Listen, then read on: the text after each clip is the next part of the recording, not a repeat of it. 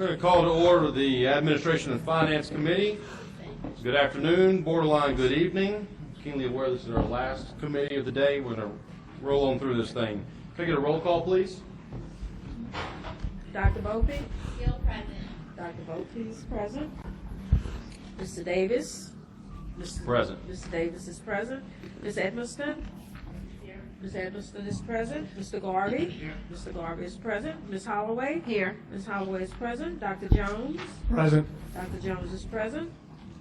Ms. Lewis? Present. Ms. Lewis is present. Mr. Rock? Mr. Rock is present. Dr. Thomason? Present. Dr. Thomason is present. Ms. Gauthier? Here. Ms. Gauthier is present. Ms. Orange Jones? Ms. Orange Jones Present. is present. You have a quorum. What's our first item of business, please? Your consent agenda is ready for approval, adding items 5.1, 6.3, 7.1, 7.2, and 8.1, and pulling items 2.2 and 3.1. Do we have a motion for the consent agenda? So moved. Moved by Dr. Bopey. Do I before have a you- second before we go into? I note your pool. Okay. Can I get a second for that, please? Mr. Rock? All right. The archive items have been pulled. So the consent agenda is in front of you. Do we have any objections to that? I do. With no objections, we're going to move into, we've pulled your Dr. Jones. Is that what you're asking? Which one? 2-2? 3-1, I'm sorry. 3.1 is the 3-1 one I has want. been Is the one I pulled, want yes. to pull. Yeah, okay. So, I heard no objections to that, so consent agenda has passed. Our next item of business, please. Your first item will be on page 2, item 2.2, consideration of LDE contracts and leases of $50,000 and under, approved by the State Superintendent of Education. The recommendation is to receive. Can I get a motion for that, please? Dr. Bopey, second. Dr. Thompson. All right, we do have a comment card. If I could go ahead and have Ms. Lee Barrios, please, come to the front.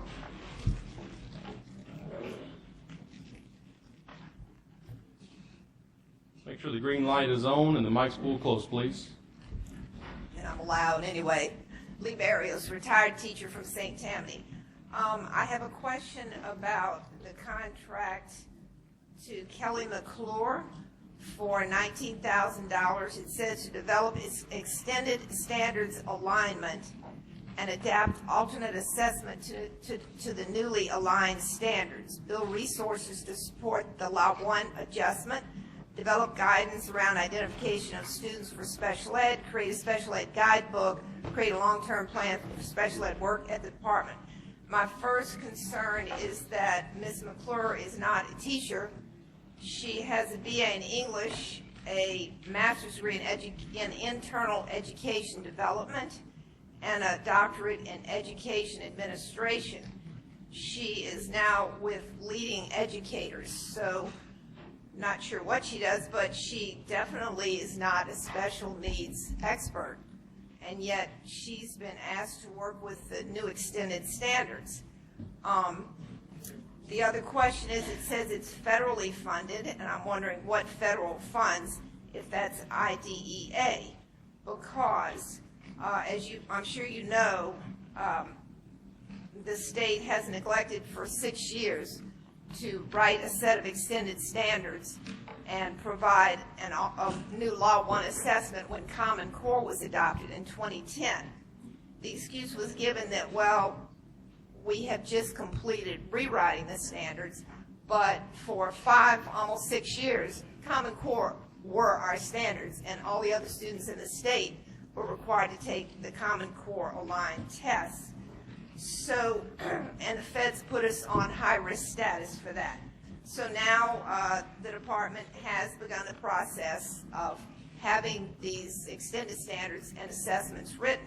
So I question why, as in the past when these extended standards were written, and they were done by special needs teachers, why that's not the case here. Why this person is being paid $19,000 to do this. Thank you. Thank you, Ms. Barrios. Are there any questions from the board before we take a vote? If there are no comments on the board, do I hear any objections to the item? With no objection, the motion passes. Next item, please. Your next item is on page 12, item 3.1, consideration of audit reports. Recommendation is to receive. Can I get a motion, please? So moved. Dr. Bopey, second by Ms. Holloway. Are there any questions from the board? Dr. Jones? I believe that's the item I was talking about. Yes, sir. I have a concern, and maybe Mr. White can answer this one for me. We spent a lot of time this morning looking at teacher certification revocation. And the statute used to, I assume it still does, say that you had to have a license to teach in Louisiana, and that there was an exception made to that for charter schools. And what concerns me is in these audit findings here, for the second time, one of the charter schools, I believe it was Collegiate Academies, has not been requiring a criminal history review for any applicant or employee, and that's the second consecutive finding for that. And what concerns me with that is, it dawned on me that it's possible that someone could have their license revoked as a teacher and then go to a charter school, and the charter school could hire them because they don't have to have a certified person, even though they're supposed to be doing a background check. And so my question is, what provision do we have to make sure that someone that loses their teaching license doesn't in fact turn around and go to a charter school and possibly get employed? And what ability do we have to sanction a charter school who knowingly employs someone like that? I don't know that it's happened, but I have a real concern that there's a loophole in the licensing revocation process and so forth. Do we have some kind of standard that says that a charter school, for example, doesn't have to hire a certified teacher, but if they do hire an uncertified teacher, that teacher has to cannot have had their license revoked? I guess that's the question I'm trying to ask. I'm not sure. You're saying that is in the statutes? Do you want to speak to it? I can say that. Why don't you come up and speak to it? I don't know the law offhand. I would say a couple of things. First, there is a requirement that the teacher have a bachelor's degree, and there's a requirement for criminal background checks. You can read on page 16. Looks like that there was a finding on audits, and then there was corrective action taken on the audits at collegiate academies. With respect to a safety net to make sure that in the absence of certification, what Dr. Jones is describing isn't happening, can you respond to that? As part of the yearly charter monitoring process, that we monitor in three categories: academic performance, financial performance, and then the third category is what we call legal and contractual. That's where we monitor to make sure that charter schools are complying with a number of different federal and state laws and regulations. This would fall under there. So absolutely, if there are findings that are not being addressed, we do have the ability to monitor, and we do, and absolutely can place sanctions on charter schools who fail to correct these issues, and that will show up in their yearly monitoring. And ultimately, if those issues are not corrected, could be something that is factored into your decision on whether or not to renew or extend that charter. Well, and I guess my question even goes a little deeper than that, because one of the cases we heard this morning I've had a lot of involvement with in the last couple of weeks, because people in my area, the teacher was from that, or one of the ones, not one of the ones we heard this morning, but one of the ones we've got coming up on the automatic revocation. But the question was, okay, so she loses her teacher's license. If she loses her teacher's license, what happens to the district if they employ her anyway? And that, I've known of a couple of cases where they've actually done that. And I don't know that we do anything there. So I'm really concerned that we've got two loopholes. One loophole is that we don't take a sanction against the district that does it. But the other is that here's a school that 2 consecutive years has been flagged for that. And when we talk about corrective action down there, what happens if next year there's a third one? Do we then just say, okay, well, you get to go home free on that deal? Or, I mean, I guess because of the fact that charter schools don't have the same requirement for certified teachers that public schools do, I'm concerned that we take extra steps to make sure that we don't have something occur in that setting because there's a loophole in our regulations and procedures. And so I need to be reassured that there is no loophole in there. But I guess what Ms. Bendeley is saying is that unlike in a traditional setting where there's traditional certification, you have an annual review by the state. Failure to achieve an adequate score on that annual review can result in you losing your ability to operate. And that's essentially the trade, and that because the consequences are so stiff for their ability to operate. Yeah, but you could still get past the annual review and still have that problem from my. Yes, but you could still do as Iberia Parish evidently did here and neglect your responsibilities on background duty, but get an A rating for your school. Right. I mean, so I don't know that I would call those a loophole so much as I'd say that they. Well, let me just say it another way. In the old days, when principals had to turn in an annual school report every year, and I see Ms. Holloway nodding her head, she knows what I'm fixing to say. And the district also had to do it. If a district had a recurring deficiency 2 years in a row, they were subject to not being accredited by the state. Now, we don't do that anymore. So what provision do we have now that takes care of this? How do we, Iberia Parish, I totally agree with you. When that issue came up in the first place, they're mandated by law. In fact, I was one of the ones that got the law through that got them the records of the expunged records and everything else. So it really concerns me to see that there's some potential somewhere that this might be slipping. So I'd ask the department to really look closely at that. Why don't we agree to do that? I mean, I think it's a fair concern that if a school of any type isn't conducting the background procedures according to the law, there's not an obvious recourse for the state, and the state doesn't have a system right now, and I accept that. And why don't, if you could give us until the next meeting and get back to you on that, Dr. Jones, we'll do that. Okay. Thank you, Dr. Jones. The motion on the table is, I'm sorry, I Ms. just have a Lachey. question, I guess. The law deals with, and John, correct me if I'm wrong, because I'm a little fuzzy right now. The law, I thought, dealt with certification of teachers, and if and when their certificates would be revoked, certain offenses that they were felonies, it would deal with revocation of license. I don't think it deals with whether you can teach in a school. It's whether you can be licensed.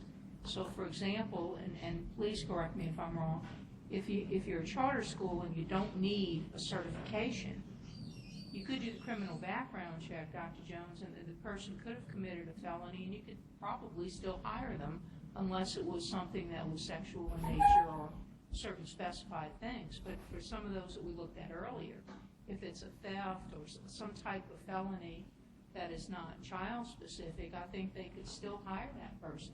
Now, they still have to do the criminal background check to see what types, I guess, what type of offense they would have committed if they committed any. But I don't think it precludes them. I think they can still hire people to teach that we could not hire in the traditional system because we couldn't get them certified. Okay. Here's my point on that. And you just nailed it right on the head, Ms. Boche. Two kind of things happen on teacher revocation. You get convicted of a felony, you lose your license for at least 3 years. And then you can come before us for a a reinstatement hearing. If you commit one of those crimes under the Children's Code, 15587C, something, one of those, that's a lifetime ban. Okay. So the question I would have here is, and that's the point I was really trying to get at, is if we revoke a teacher's license for just a felony conviction, not one of the child endangerment, for just a felony conviction, that teacher can't teach in any public school in Louisiana legally for at least 3 years, except for apparently and possibly charter schools, if a charter school chose to hire that teacher because they do have a bachelor's degree, they have a teaching certificate, they do have a bachelor's degree, and they don't have a crime like a 15587. So therefore, in theory, I could get my license revoked from Rapides Parish today and go to work for a Voyles Charter, and I don't mean that by any reflection on a Voyles Charter. Yeah, but go to work for them tomorrow, and there's nothing that I know of that would prevent that by BESE policy or state statute. So it sounds like the department's going to look into this before the next meeting, get back, Superintendent. I'll type myself a note. I agree with the concern, and why don't we bring back a recommendation in the next meeting? It's never been applied.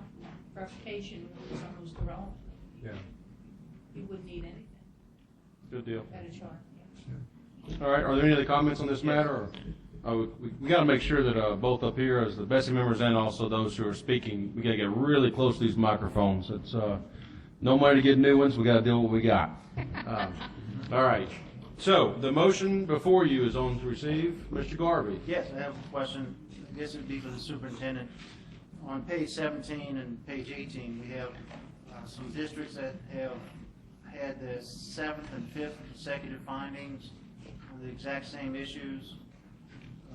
St. Landry, West Carroll, I think St. Mary. Are we going to wait till they have that 10th or 11th consecutive issue before we do something, or is there something we can do now? No, and I know that we're in dialogue with these districts as well. I might invite someone from our team, Charlotte, if it's you, to come just talk about these specific cases.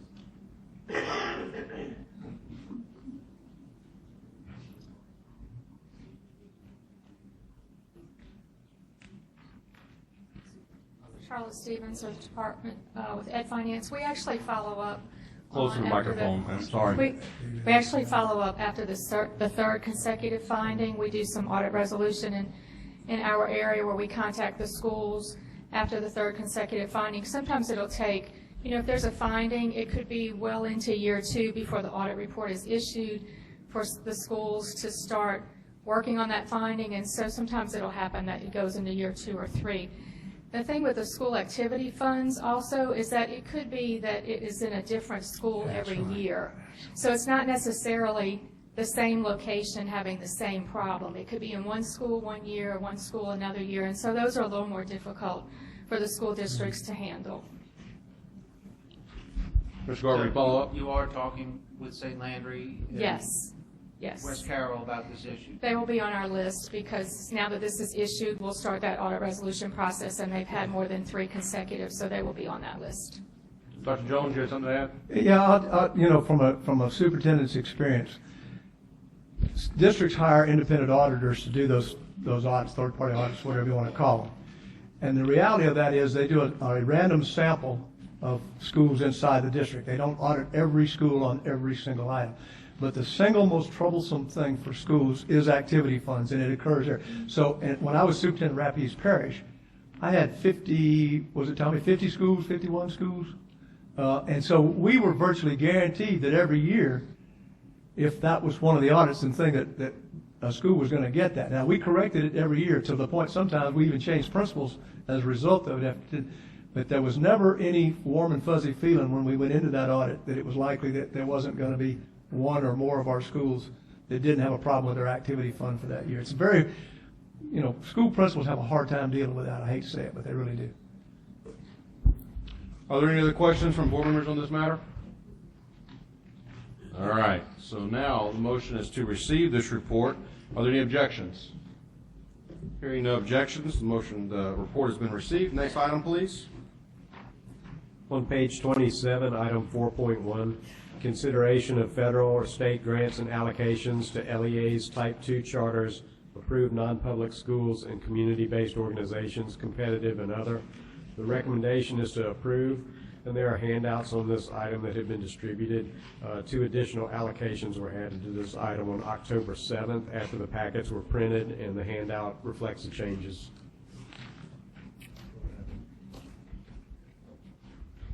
Are there any questions from, I need a motion to approve, please. So moved, Dr. Jones, second. Mr. Rock, any discussion from board members on this matter? I might just make a couple of comments. Go ahead. Mr. Chairman, thank you. I want to just detail for you members that, again, these are allocations specifically to school systems. I mentioned to you in briefings that the largest allocation here are school improvement grants. Also, however, are smaller grants, including Believe and Prepare funding for early childhood. Believe and Prepare does assist school systems and child cares in training teachers for child care settings or early childhood settings. There's also class pilot enhancing instruction for special learners, which supports children with disabilities and their teachers. And there finally is Project SERVE. Project SERVE is a Department of Education grant from Washington that's designed to assist with disaster scenarios. This is about $1.5 million specifically for schools and school systems that endured the flooding of the last several months. There are some other allocations in here as well, including JAG and other programs, but those are the most significant programs and allocations. Thank you, Mr. Chairman. Members, are there any questions after reviewing this? If there are no questions, are there any objections to the motion? With no objections, the recommendation is approved. Next item of business, please. On page 45, item 4.2, consideration of a report from education finance staff concerning type 2 and type 3B charter school budgets and expenditure reports, including irregularities or concerns. Recommendation is to receive. Do I have a motion to receive? Dr. Bophy, a second, please. Stay with us, folks. We've got this a little while longer. Dr. Jones, second. Any questions on this item? Any comments from the board members? Hearing neither, any objections? With no objections, this motion is passed. Next item of business, please. On page 50, item 4.3, consideration of LDE contracts over $50,000. The recommendation is to approve. We have a motion. Actually, as we look at this, we do have three different allocations here. We might want to consider taking these individually. So if you get ready to make a motion, consider if you want to do a blanket approval or if you want to approve each one individually. My suggestion would be to go over each one individually. We have a motion from a member. Kevin, what page are we on? Page 50. I'll make a motion to go over them individually. Okay, so your first motion is for the approval of the district support special ed contract. Yes. Second from Ms. Holloway, motion by Dr. Jones. In terms of discussion. Okay.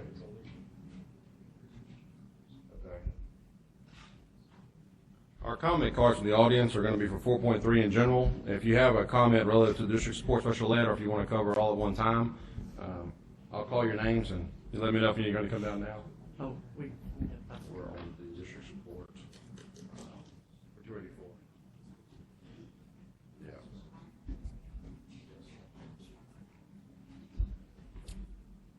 So, speaking to the item, we have Keith Leger, Mallory Wall-Padgett, Lee Barrios, and Scott Richard. Waiting on that one, waiting. Mr. Richard's coming down.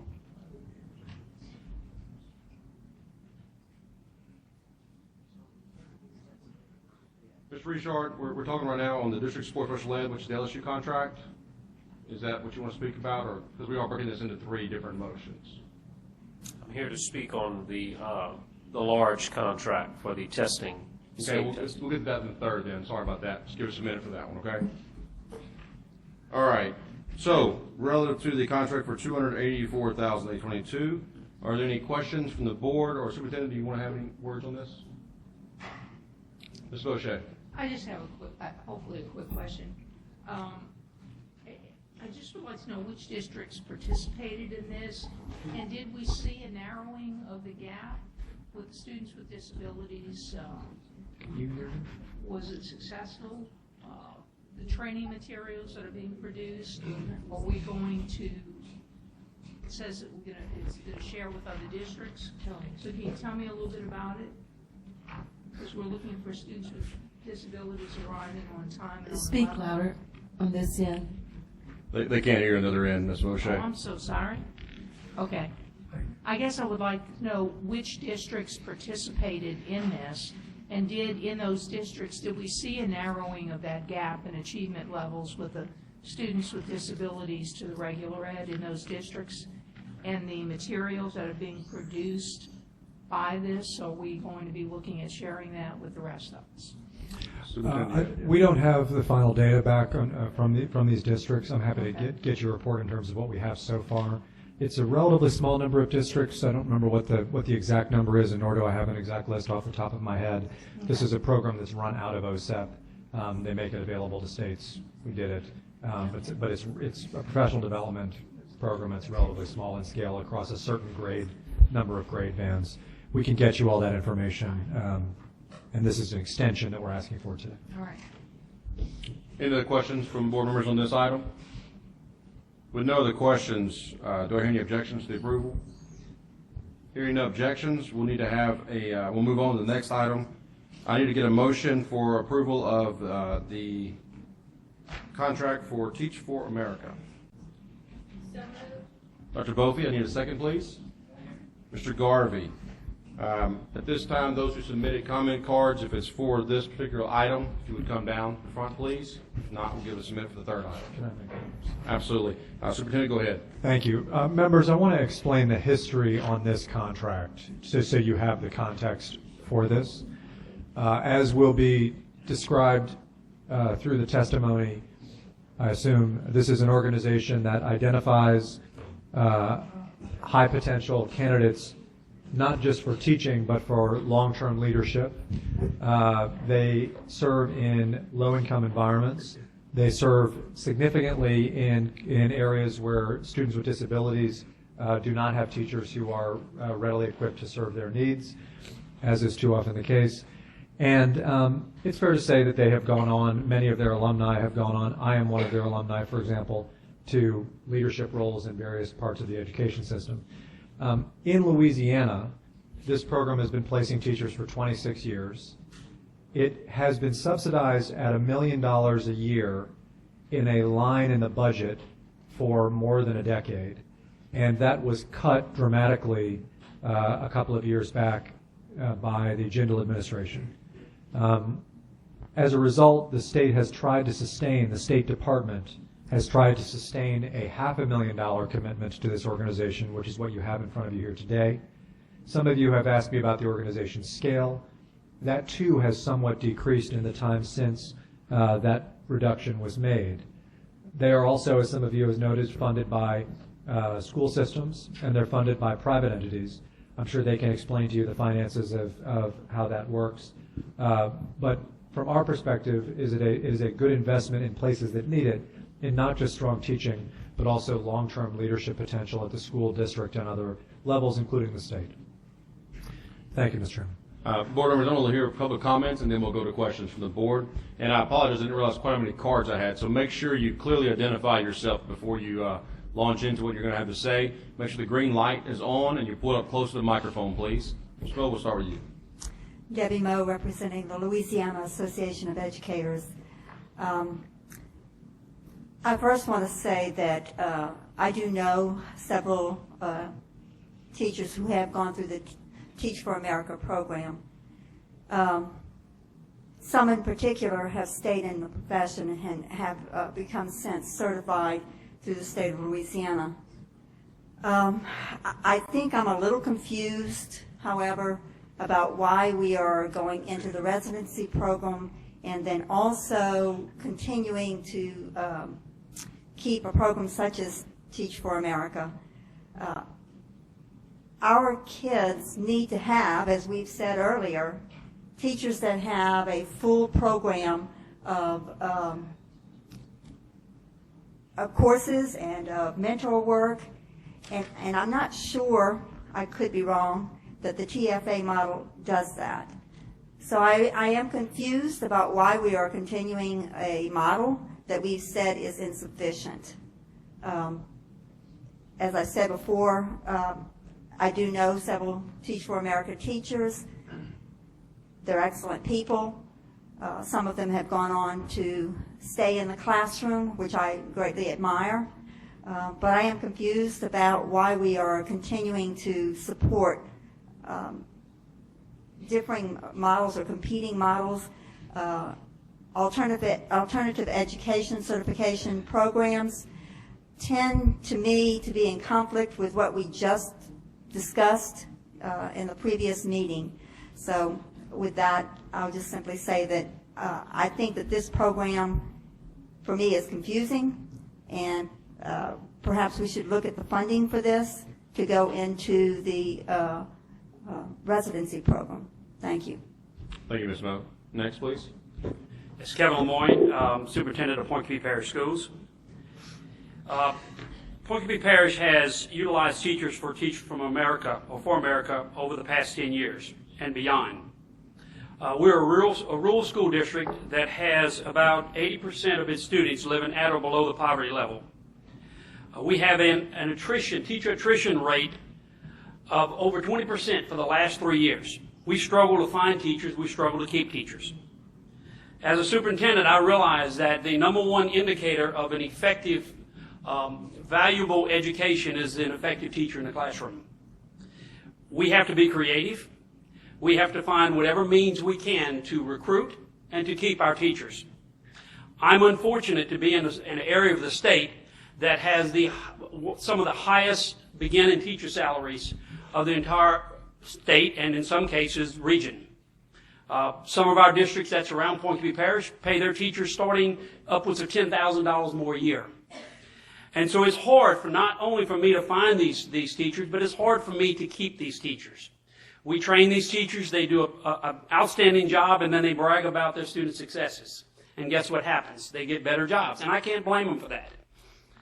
But I also know that if we at Point Coupee are going to excel, then we have to find more creative ways. We are recipients of the Believe and Prepare grant, where we partnered with St. John the Baptist Parish and the LRCE so that we can provide effective teachers in our classrooms. But let me speak in particular about TFA.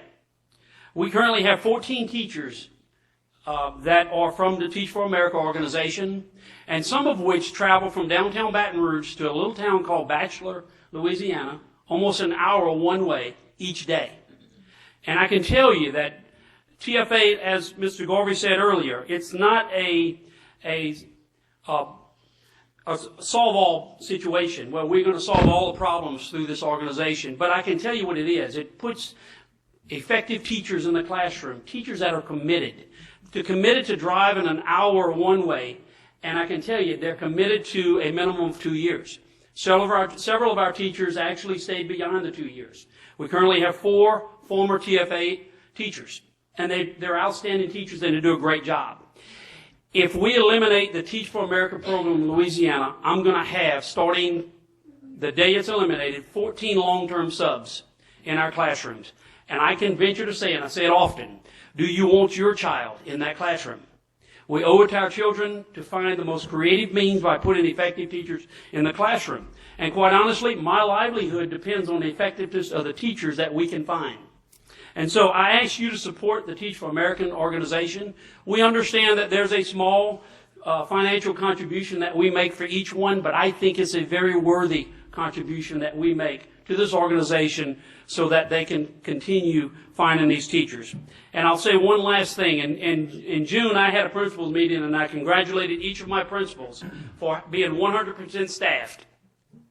When we started school, we lost over 15 teachers during that 2-month period. Because, quite honestly, that's when teachers start looking for better jobs. That's when surrounding districts look to hire more effective teachers. I pick up the phone, I call Mr. Adams and his organization, and he works diligently to find me certified teachers. And they do an outstanding job doing that. Please don't discontinue the funding because we depend on it. Thank you. Thank you, Superintendent. Mr. Davis, can I ask a question of this gentleman? Go ahead. What's your criteria for a TFA teacher, the contract? Is it a 2-year period of time? Yes, it's a minimum 2-year commitment. And I can tell you, very few of our TFA teachers break that commitment. Okay. Thank you. Thank you. Go ahead, ma'am. Good evening, everyone. My name is Megan Phillips. I'm the principal at Jackson Elementary School, which is in East Feliciana Parish. I'm a 2001 alumni of Teach for America, so I've been here. This is my 16th year now in education. I've been in East Feliciana for every one of those years. I've been at Jackson Elementary as a teacher, as an instructional coach, as an assistant principal, and currently as a principal. My husband often says I love this school more than him, and I say I've known the school longer. So it's very near and dear to my heart as a school. We're a rural parish. We have the same struggles as Point Coupee. We are near Zachary and West Feliciana and EBR that have much higher teacher salaries. We struggle to get certified teachers. It is one of the critical issues that we're facing as a parish. And I just want to talk a little bit about my school. Currently we have 8 TFA alumni. We have 1 current corps member. The reason we only have 1 current corps member is because we haven't had turnover. Most of those folks have been at the school for a number of years. That comprises about 1/3 of my teaching staff, and they contribute in a myriad of ways around the school, from running after-school programs to writing curriculum to running PLCs. So they're incredible contributors at my school. But I really want to talk about, there's 3 different points I think that people make about why we should not have Teach for America teachers, and I want to talk about at my school what my experience is. So first of all, there's the question, are we taking jobs from certified teachers? Our experience, just like Point Coupee Parish, is that we absolutely are not. In fact, my district has hired, actually I think it's close to 20 uncertified teachers because we are in a critical need area and we just can't find enough teachers. It used to be that we could hire 100% certified teachers, including those from Teach for America. Right now, it's not the case in East Louisiana Parish. We've gone to LSU, to Southern. I've personally gone to job fairs. I've reached out to other pipelines. People aren't accepting the offers because we are far away and we don't pay as much money. So Teach for America has been an absolutely critical pipeline for us. Without those TFA teachers, it would likely be uncertified teachers or long-term subs. Also, the question of, do those Teach for America teachers leave after 2 years? I've hired 11 TFA corps members and alums over the last 4 years. Of those, 1 left after 2 years, 9 have stayed more than 2 years, and 1 is in her 2nd year and plans to come back for at least a 3rd year of teaching. Many of them are already certified. My entire special ed staff is certified, which is very difficult because they came already certified into the Teach for America program.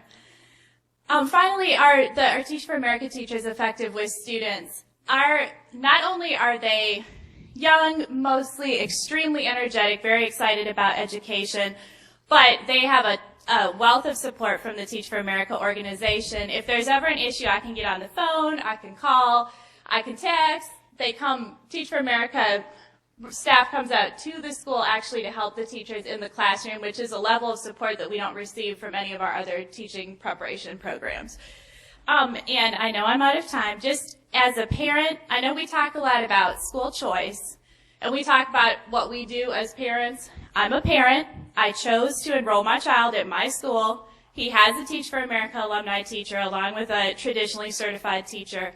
They are both fabulous. I'm proud to be their principal, and I'm proud to have my child in their class. Thank you. Thank you. Go ahead, man. Good afternoon. Up close, make sure the light's lit up. Okay, I think we're on. Good afternoon. My name is Laura Vincent. I'm the Executive Director of Teach for America in South Louisiana.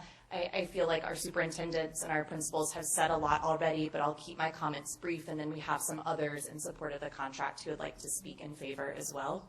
This contract supports 285 corps members that are spread across the state and hundreds of alumni educators that continue past their 2-year commitment. The 285 educators, again, are across the state. This contract really helps, and as you heard, offset the cost of our teachers in rural districts throughout South Louisiana and throughout the Louisiana Delta. I see you all are being passed out letters of support now. Those include 32 letters from our community members in the Louisiana Delta, where Teach for America is serving a very critical need. Again, this contract helps offset our costs there. 2 other points to highlight, and then would love for you all to hear from our other principals and teachers. We survey our principals every 2 years. In our last survey across the state, 90% of our principal partners said that they would hire another Teach for America corps member if they had the vacancy, and 90% said that they are very satisfied with the corps members that they have in their district. So I think that from what you've heard here today and from what our data shows, our school district partners are wanting to continue the support of Teach for America, and in many cases are wanting to actually hire more of our teachers to fill critical needs. Thank you very much. Mr. Davis. Yes, go ahead, Jones. I have a question for the young lady. Correct me if I'm going to give you what my general impression is, and you tell me if I'm wrong. Sounds good. Okay. Number 1, that's a nonprofit organization you work for? Yes. Okay. Number 2, in addition to the money that the state that we're doing here, the $500,000, you get money from private foundations and so forth. And then also each of the districts pay a small amount for each teacher. Is that accurate? So in other words, this $500,000 contract here does not totally support by itself the funding of all the teachers that you apply in Louisiana? That's right. Am I inaccurate anywhere there? I'm sorry? Was I inaccurate anywhere? No, that's okay, correct. Thank you. I have a question. Dr. Buffy, go ahead. How many districts are served through Teach for America? The names of the districts are in your contract, but well above 10 districts are being serviced through this contract.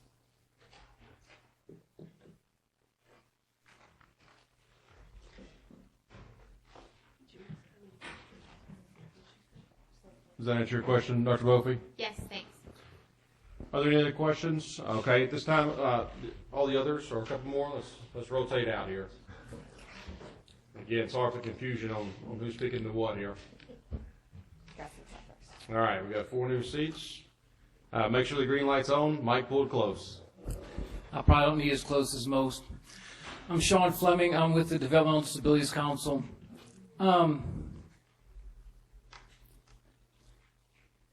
Parents of kids with disabilities have asked how their money was being spent when the IDEA budget and plan was pushed out about 7-8 months ago.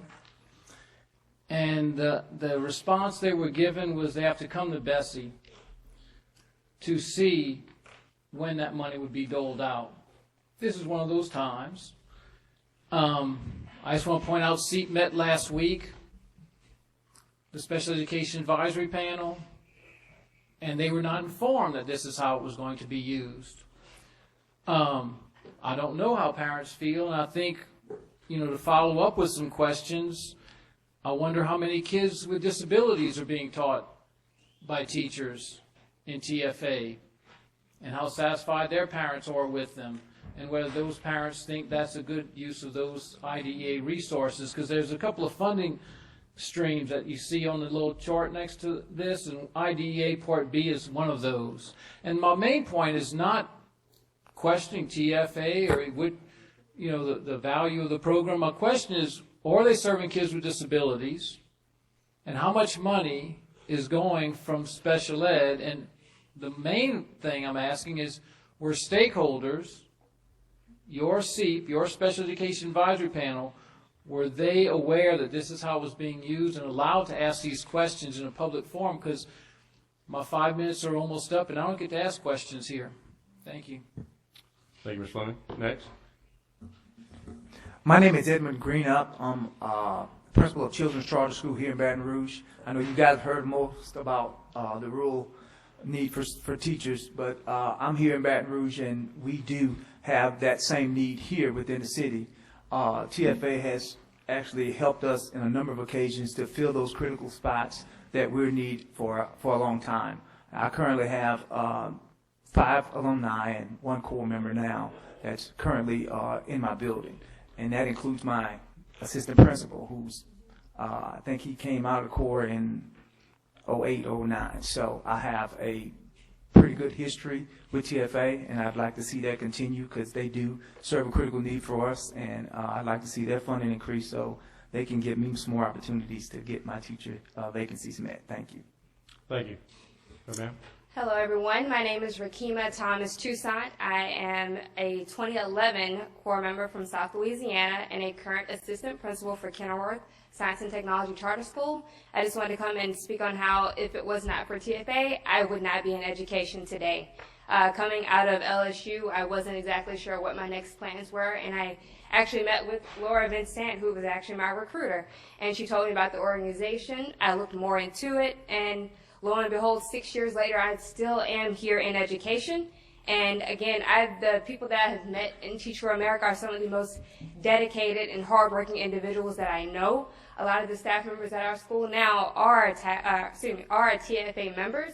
And again, they put in enormous hours at work. Some of them actually work up until 10, 11 o'clock at night, making sure that they have and are doing what they need to make sure that their students, their needs are being met. And to answer the gentleman's question before, yes, we do have TFA members that work with special education students. And yes, they go through all of the different certification programs as needed to make sure that their students' needs are being met. So thank you so much. Thank you. Next. My name is Raymond Allman, and I'll bring 3 perspectives today on Teach for America. One perspective as a Louisiana native and a student, one perspective as a parent, and then one perspective as a taxpayer. And so I was born in North Louisiana. My dad was in the Air Force. I was born in Bossier City and have lived at some point in New Orleans, Bogalusa, and Houma. I'm one of 12 children, and so some 22 years ago, I had a 10th grade teacher, Mr. B, that sparked my interest in Louisiana history, and then later helped me apply to college as the third oldest in my family. I went off to college and had a son as a teenager, and Mr. B helped me transfer from that college that I went away to back to LSU some 3 years later. And so I experienced the struggles of a striving parent. I found myself as a young parent, young single parent with a kindergarten son, being served by a substitute teacher in kindergarten. And I never really understood the challenge before that of finding good people to serve as teachers, because I had great teachers. But it's important to note that Teach for America really stepped to the plate some quarter century ago here in South Louisiana to really provide and contribute to the pipeline of high-quality people to serve in our classrooms. It's also important to note the diversity of the Corps here in South Louisiana, where nearly half are persons of color. About 60% come from low-income households, and then about 35% of them are first-generation college students. And all of these things matter to me as a father of 2 black boys. Mr. B helped me reach a goal, and that helped, as I attained that goal, it helped me raise my sons. And so my oldest son, who was born when I was 18, is now graduating from Dillard University in New Orleans some few months from now. My youngest son is 17, is graduating from LSU Lab School this year, 33 on the ACT, going to Stanford. Think about that for a minute. From Baton Rouge, Louisiana, where less than 50% of black boys even graduate high school. And so in Louisiana, we know about a good gumbo, and I'm not a cook, so I'm not going to really go deep on that one. But in every good gumbo, there are many ingredients, some critical, some less critical, to having a good gumbo. And it's my opinion that Teach for America is a critical ingredient in the gumbo of public education here in Louisiana. As a taxpayer, I feel that it's a worthy investment. I hate to be here like 3 hours talking about 0.01% of a budget. It's a waste of my time, but I'm here because I'm thinking about my 43 nieces and nephews and all of the black boys here in Baton Rouge that, like me, I went to Prescott Middle School. I mean, I didn't go through a whole bunch of, plush schools to get here. And so I'm asking that you support this contract, and thank you a lot. Thank you, sir. Ms. Barrios? Lee Barrios, retired teacher from St. Tammany. My concern is with the accountability of the department for these Teach for America contracts. I'm sure you are going to approve this one just like you've approved all the past ones. In February, I filed a public information request for the full contracts for the last 5 years with Teach for America. Each was valued at $1 million. I asked for, from wording from the contract, in addition to the contracts, for status reports, performance indicators, documentation of teacher placements, and timeline reviews that were required in the contract. What I received, in addition to the 5 contracts, was one-page handwritten fill-in-the-blank evaluation for 3 of those contracts, and was told that as of February 2016, no evaluation or invoice had been submitted for the 2014-15 contract. So, since the department said that they didn't have that, I have this in writing, didn't have all that documentation, I asked TFA for it, whether or not they were required to give that to me or not. I figured it was public money, and they refused to give it to me. So 5 months later, after discussing it with a few other people and copying them, I filed another public information request, this time just for all that information for the 2014-15 contract. And what I got back was a response that they had previously misfiled all the documentation or the documentation that I had asked for, but they only provided me with the list of TFA and their assignments for the years 2014 and 15. so they didn't even respond to my information. So I would ask that, that this board require that there be accountability for these $1 million, $500,000 contracts, whether it's TFA or anybody else. Thank you. Thank you, Ms. Barrios. Do anybody else to speak to this? If not, I'll go to the board for any questions. Ms. Voce. Yeah.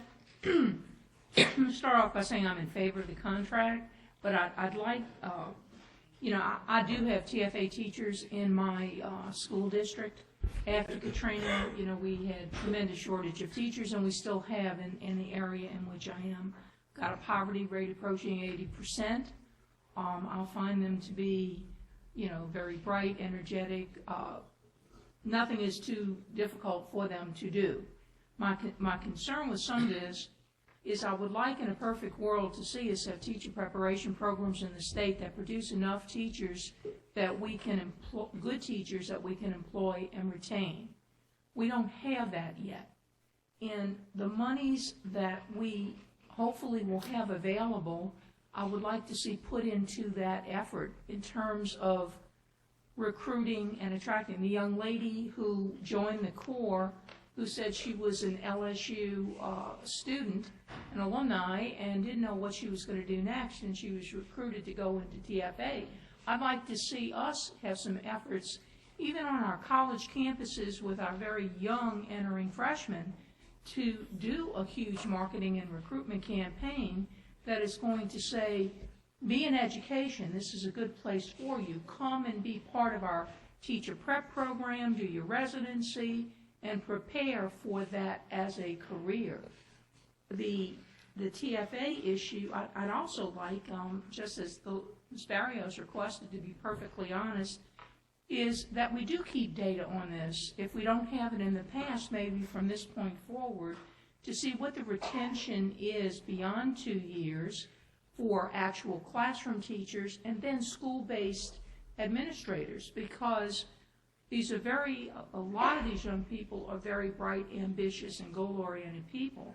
I'd like to see how many of them that we do retain, even in school-based administrative functions, instructional coaches.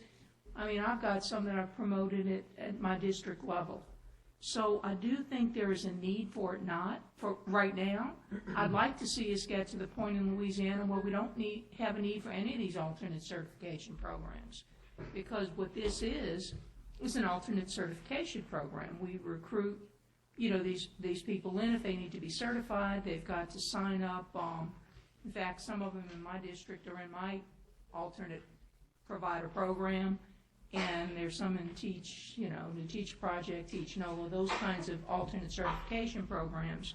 So I'm hoping that we get to the point that we aren't going to need as many of those, because we're concentrating and attracting the people on to the teacher prep programs at the university level.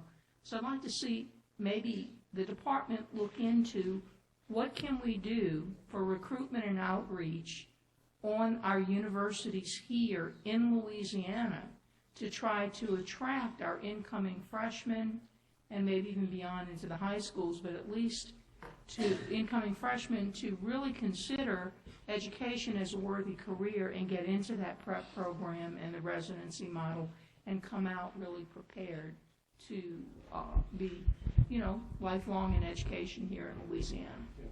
Thank you. I just want to say that's a good idea, and it's actually a thought that occurred to me during today's previous discussion as well. I appreciate it. It's something that we will bring back to you. Thoughts on it. I think that's a good idea. Dr. Bovey? I'd like to expand on that and I think a lot, Ms. Fauché, about the fact that these children are with us for 13 years and wondering what we can do as a profession to make sure that they come back to us, right? So we have something that's different from every other profession in that we have their time. And so many other people have to buy their time or try to figure out how to get in front of the best and brightest students. And so I think there's things that we can think about while they're with us to make them want to come back to the classroom, to see opportunities within the classroom. Also think just about the teacher preparation work that we passed today and how that's going to change the profession in the sense that mentors get another way to share their craft, to continue to get better. And so I think you're right that there's some attracting that can happen on college campuses, but I also think there's some attracting that can happen in our high schools. I know South Carolina even does some work in middle schools with some teacher cadets in preparation to get them to pursue the teaching profession. Well, let me respond. We have the Old Star program. I've been asking, isn't there a way within our accountability program and our Jumpstart pathways to look at having an education pathway leading to that? And if you need a, quote, industry-based certification, I mean, we could look at passage of, just off the top of my head, you know, a praxis exam or something that would serve as a credential for these kids to earn, I guess, a sort of an industry-based certification in that pathway. I don't know, that's just a two-second thought here, but if we're going to try to encourage our high school kids to look at teaching as a profession, then let us go back and institute some of those programs, but with some credit to the high schools within the accountability program in an education pathway. And if you need a credential, look for something that we've got already in-house. Yeah. Superintendent, we got anything to that? Well, I was going to say, we are in the process of developing a childhood development associate's degree that can be earned by high school students, which actually does then translate into real work. The challenge with the Jumpstart pathway, which, and I'm of two minds on this, is that doctors and lawyers and other professions that are, you know, of the professional class that require a bachelor's degree, you would say, what's the industry pathway for that? Well, the industry pathway is to go to college and get a four-year university degree. And I don't want for us to create the impression for high school kids that you can teach by just, you know, doing a bunch of stuff and that it is not involved in a four-year university degree. I guess I would say dual enrollment in your content area is the teacher pathway. That being said, I understand the need on the other side. Well, the critical shortage areas are in your middle and high school STEM courses, your math, your sciences, your special education areas. It's not necessarily in the early childhood pathway. Yeah. So if we're looking to concentrate on something, we've got to concentrate on staffing those middle and high schools with those most critical shortages, and to encourage our bright kids to really look at teaching as a profession rather than go into something else. We're getting a little bit far afield of this particular contract. Ms. Emerson, did you have something to add down there? I just want to ask Superintendent White, the data that we have on Teach for America at the department, I mean, can you tell me what that is? We receive regular reports from Teach for America, and Laura, you might be able to detail this, but as to their retention within Louisiana, without Louisiana, their racial makeup, years of experience, effectiveness, I mean, all of these things, and you might want to give just a brief overview of that. While she's coming up, I do also want to tell you that 20% of these placements are in exclusively special education settings, be they pull in or push out or pull in. Or secondly, of the IDEA funds, that is prorated to meet that percentage. So if you have 20% placement in IDEA, give or take, you have roughly 20%, in special needs classrooms or serving special needs students in integrated settings. It's roughly 20% IDEA spending. It's actually a little bit lower than that. It's 16%. Okay, thank you. To answer the questions about retention, right now over 60% are staying into a third year in this state. And then I believe there's a question around the number of administrators.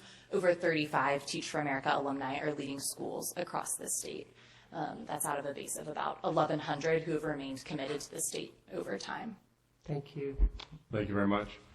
Mr. Garvey.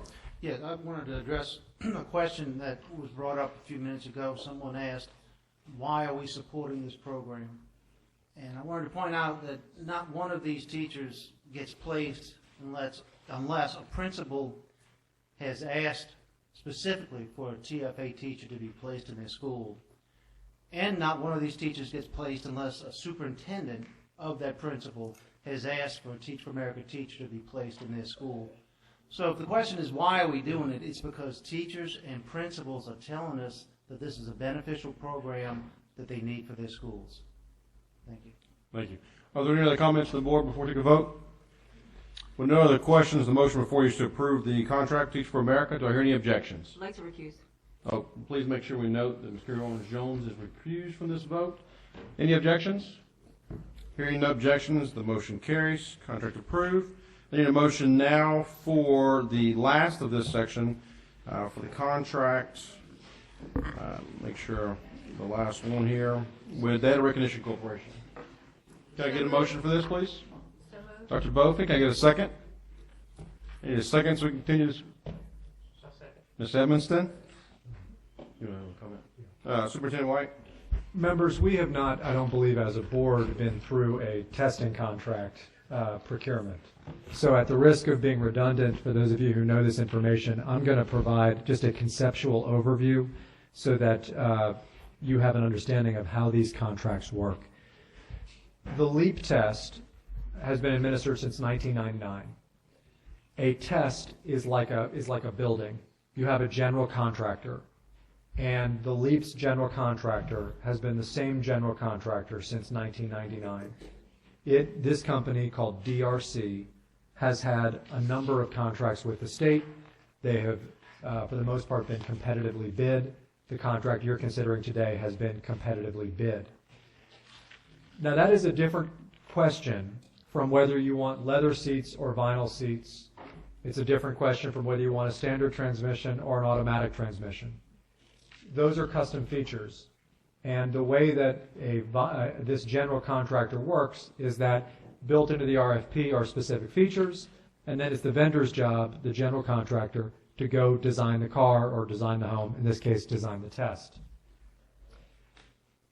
This kind of car or house, whatever it is this vendor is building, has multiple facets to it. In this case, it's English and math. But it's not just an end-of-year English and math test that they create. They create the rubrics for scoring the test. They create the trainings for scoring the test. They create the guides that teachers use. They create the sample tests. And now, additionally, they create formative tests that are not just end-of-year tests that districts or schools can use if they want, not mandated, that will help them see a view of the student's learning over the course of the year, not just at the end of the year. So there are multiple products within this house that this vendor is building. Testing contracts under state law can go up to 12 years. And the reason that the law creates an exception that allows them such a long period of time is that teachers need consistency. The procurement process takes about 6 months. If you have a 6-month process every year, which we've had recently, then teachers inevitably find out about what's on the test and who's running the test much later. We were informed by superintendents and school boards and unions and others that they would prefer for us not to pursue a contract of that length. They felt like they wanted greater flexibility. And so we reduced the length to 5 years. We are deeply concerned about any contract that goes lower than that number of years from an academic perspective, because we, year over year over year, cannot keep coming back to principals and teachers and families saying, well, we're going to change mid-year because the procurement changed mid-year. That was essentially the essence of why 5 years. 5 years has been a standard length for many of these contracts, and it was much less than we started in our original discussion with superintendents, where we started at 12 years. The amount of this contract is roughly $60 million over 5 years. That is a maximum amount, and the department can only spend the amount of money that it has. You are free to direct us, to direct me, to only spend on certain services, or to cease this contract if ever you see fit. 3 years into this, if you feel like you're getting unsatisfactory services, you feel like the direction is wrong, you are free to vote to tell me to cease using this contract, and then I'm obliged to do that. In essence, we can't spend money we don't have. You can stop this contract at any time. And this is the same vendor that's been operating this test for the last 17 years. That's what you're voting on today. Thank you, Mr. Chairman. Thank you. Just to refresh my memory, and I'm sorry, did we get did I get a motion second on that one? Yes, you did. Okay, great. Sorry about that. Process of elimination, I have some cards here. I'm going to call Scott Richard up, Miss Mallory Wall-Padgett, Mr. Donald Sanji, and Stephanie DeSalle, please. Can I ask a question while they're coming up? No. Who has a question Can I over ask here? a question while they're Ms. coming Evanston? up? The The 5 years, if we've been using them since 1999, obviously we're just now starting to do a 5-year contract, or have we done this every 5 years since? Our most recent contract with them was just for a year because that's what the legislature mandated. Before that, it was 5 years, and before that, it was longer than 5 years, as I recall. It has sort of gone up and So down. we have a variation from 1999 to now. Correct. Okay. But the 5-year thing is that something that we have decided that we would go back and implement? It's been the most traditional structure. I will say this, 2 years ago, 3 years ago, Governor Jindal decided to intervene and to try to cease this contract for reasons that we probably don't need to go into today. He lost in court, and this contract was reinstated. But that threw the system into a difficult spot because teachers were left wondering, well, what is the test? The next year, the legislature said we're going to have a 1-year transitional test, meaning we had to do a 6-month procurement, and teachers were kind of waiting through the year, what's on the test. We're now trying to get back to a longer-term stability, and whether it's 5 years, however many years, it's important that we get back to that stability. Should I hold my next question, Mr. Davis, till after? Yes, please. Let's get our comments in. Mr. Richard, well, let's somebody jump up and get going. Can't keep pointing at each other. Mr. Sanji, go ahead. I'm Green Donald light, pull up close. Thank you. Okay, I'm Donald Sanji with the Governor's Office. I'm Education Policy Advisor. It's widespread sentiment across the state that we test too much, that children spend too much time taking tests. That's pretty much anywhere you go, you talk to educators, you talk to parents, they'll agree to that. The ESSA law, the new ESSA law, provides states and local districts opportunities to make significant changes to their testing policies and procedures. So we have an opportunity to really look at that and see if we can't streamline the number of tests that we take. Okay. So our position is this: rather than let this contract that that's on the table to be approved right now dictate what that policy is, let's talk about the policy. Let's decide how much we're going to test and get that settled, and then let the policy dictate what the contract's going to be, rather than let the contract dictate what our testing policy is. Thank you, sir. Mr. Richard? Afternoon again. I tried earlier, but I'm here back again to talk about this issue. A couple of issues for your consideration. There's been a lot of discussion and a lot of media coverage and a lot of dialogue about soliciting dialogue across the state from various stakeholders, from communities, from education stakeholders in regards to taking a hard look at how we test our students in our classrooms, the purpose of testing, and propose changes to that protocol that currently exists in Louisiana, mainly due to the passage of the bipartisan Every Student Succeeds Act at the federal level. So given that effort, or the solicitation of dialogue from stakeholders across the state, today in front of you, you have a 5-year contract to the tune of about $12 million a year that encumbers state general funds, IDEA funds, Title VI funds, 8G funds, which are supposed to be, for innovative practices. We raised the issue of 8G is really appropriate for testing contracts. It appears to be somewhat disingenuous to solicit stakeholder input from the department with education stakeholders when you're going to vote to obligate the state to 5 years of a vendor providing basically the same test that we're taking now. And in addition, this contract doesn't even include the amount of revenue, the amount of funds being expended on ACT testing at the high school level and work keys, as I understand things. I'm not sure how engaged BESE members and the Department of Education has been with the legislature across the street and the very significant task forces that are being conducted as we speak in regards to the condition of our state budget moving forward.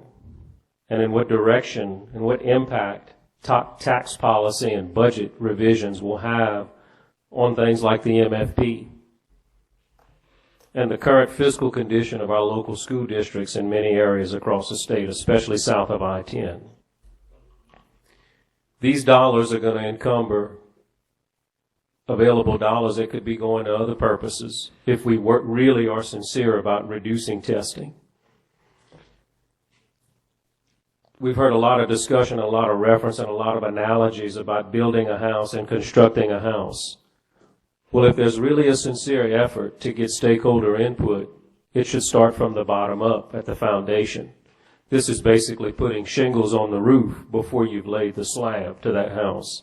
If you obligate the state and every K-12 system and LEA in our state to a contract that drives testing policy, as Mr. Sanji just said. So once again, the cart's before the horse. We would respectfully ask that you take a closer look at this contract. There was a reason for the one-year contract moving forward that we're operating under now. We would ask that at a minimum there be consideration given to reducing the length of time to at least give the perception to folks that there's real interest in talking about reducing testing and taking stakeholder input with some level of sincerity moving forward before we submit our state ESSA plan that will drive the testing policy in our state. Again, the test drives all the other bells and whistles that go with instruction in our state. So hopefully there would be a little more consideration given to just rubber stamping this contract today. Thank you. Thank you. Superintendent, I'd like to just provide some background on the way that the laws work vis-a-vis this, because this is an important piece. First, there is a requirement in state statutes that there be standards. The state has English and math learning standards, and we talked about the educators who developed those standards earlier.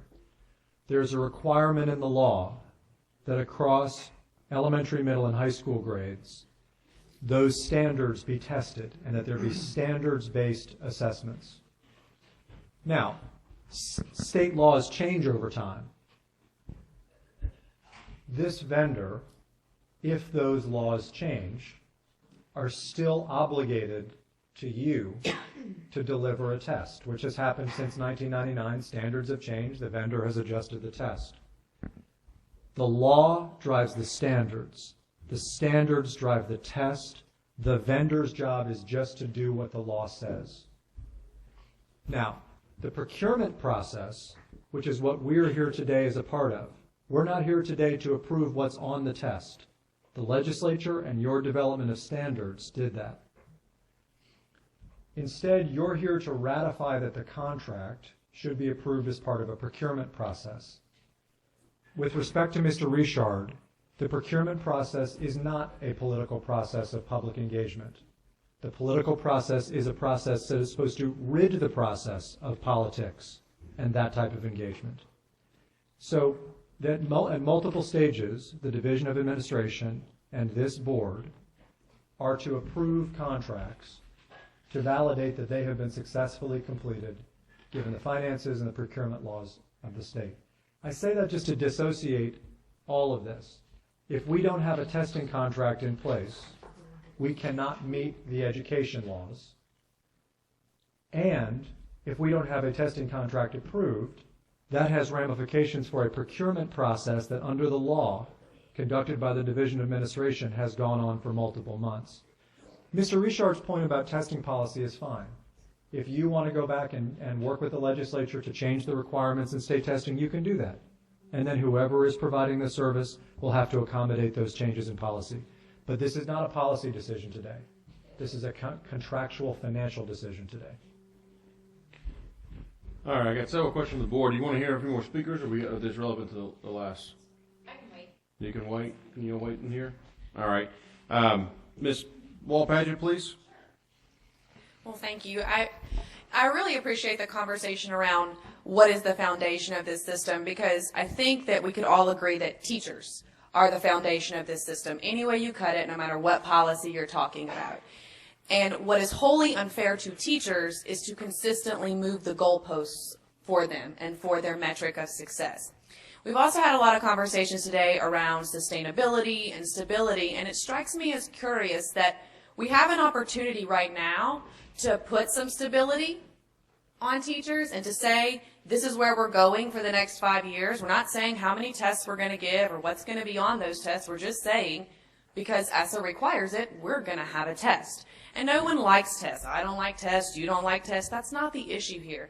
The issue is finally giving teachers some stability and some room and some clarity on what we expect of them. And if we are going to ask them to go into those classrooms every single day and do that work, we need to provide that stability for them and to them so that they can do their job and do it well and do what they do best, which is teach our kids. If you, no matter what bar you set, if you leave the goalpost where you want them to be for more than a day or a month or a year, your teachers will meet them. You have the best and brightest teachers in the state, in the nation, right here in Louisiana.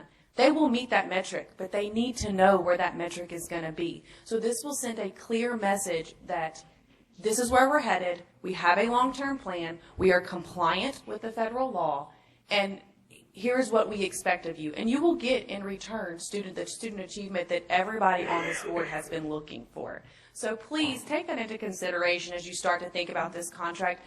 Superintendent Wright is correct. It is not about politics. It's about kids and what's best for them and teachers, and they need stability. Thanks. Thank you. Ms. DeSalle?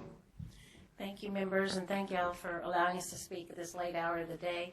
I'm Stephanie DeSalle with the Council for a Better Louisiana, and for over 50 years, we represent families and taxpayers, and those hopefully try to give a voice to those 750,000 reasons that Dr. Bofi had mentioned earlier.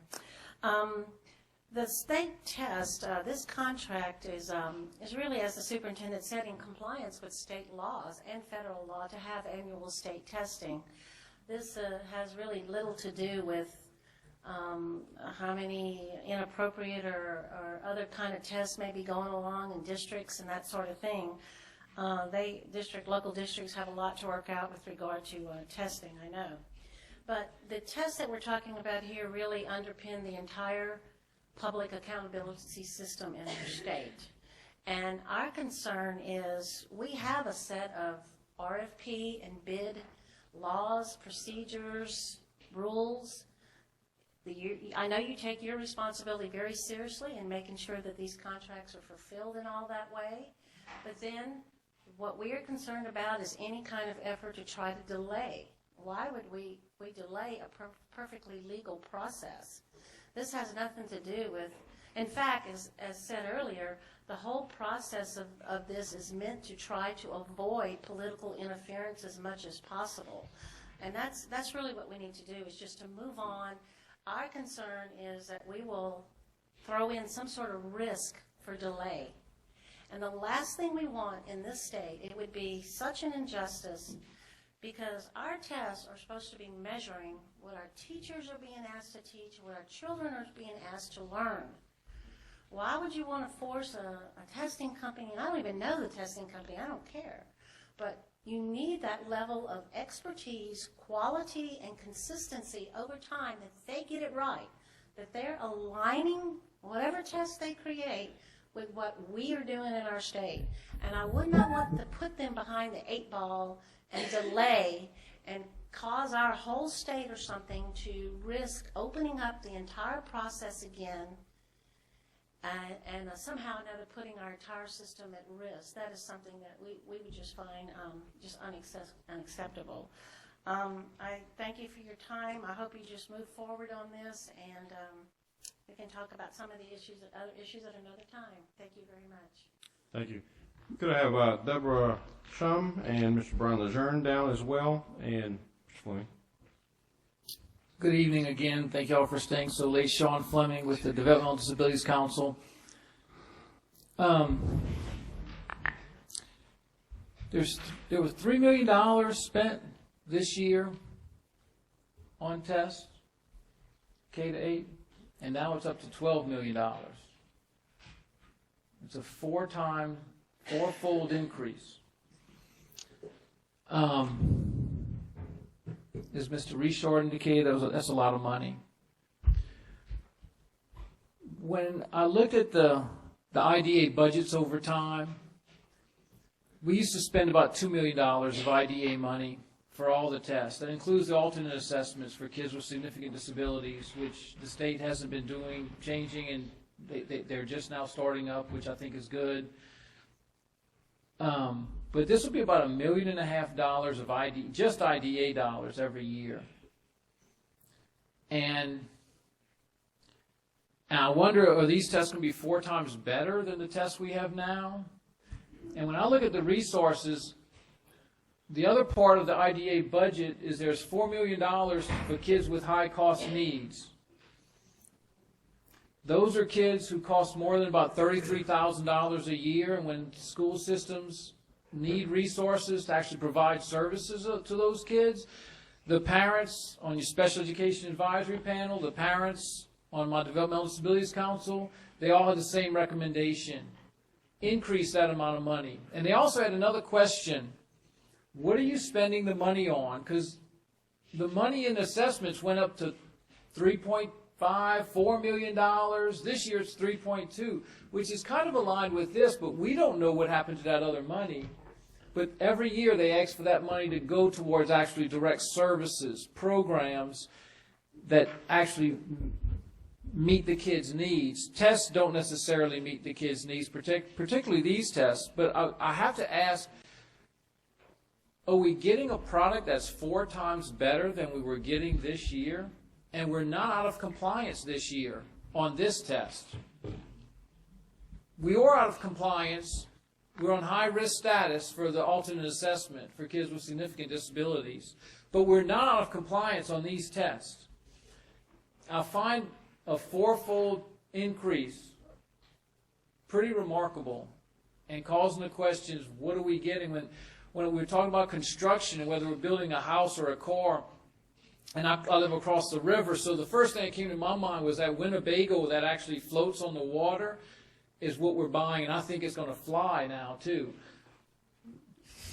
But it's Sean, almost like paying a, I'm sorry, What sir. numbers are you talking about with 12 versus 3? 4 times. What is that? You're saying the lead cost? 61 million divided by 5 is 12. I understand that. That's $12 million a year. What is the 3 million figure? What is that? It's on this. What did you say you spent last year? Okay. I think whatever it is, and I'll look at that sheet. I don't think you're doing an apples-to-apples comparison. The LEAP did not cost $3 million last year versus 12 for this year.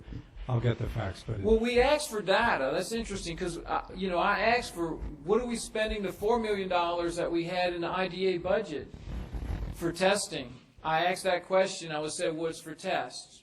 It's our share of the tests. And Lee Barrio got a Freedom of Information request. And y'all did say we spent $3 million on tests to Data Corp and 340,000 or somewhat. Oh, you have in front of me. $347,000 was from IDEA. Right. And so the question of what we've been spending our federal dollars that are supposed to be for kids with disabilities continues to remain unanswered, and there's a lack of accountability there. But as it relates to this item, I don't understand what we're getting, particularly for kids with disabilities, that's costing us that much more when we're not out of compliance now, and all the things I keep hearing is we're going to test less. Well, if we're testing less, it should cost less, one would think. There are more grade levels here than there were in that test before, first of all. So this includes end-of-course tests, not just LEAP tests. Secondly, in the previous test, we didn't do any what's called item development or test question creation. That's the most expensive activity associated with these things. We have a whole bank of questions that we need to develop. We're doing that this year for this test. So it's not an apples-to-apples comparison. They do different things. But probably most important, the idea that you haven't received a full presentation of what's in the IDA budget is not true. It's happened at SEEP. We've walked through with BESE members now, and they know that as in almost every other state, there is IDA that is dedicated to our state test. It's an allowable expense, and candidly, given the financial circumstances and given the laws, it's a requirement that we do it, and it's dollars that are dedicated to it, have been historically, and will continue to be. There's nothing wrong with the way that we handle our IDA money. You have been presented it. It's been included in state tests before, and it will be again. Thank you for the clarification. Thank you for your comments, Mr. Flynn. We're going to move on from this. We'll consider that a point of information for the board. Ms. Barrios?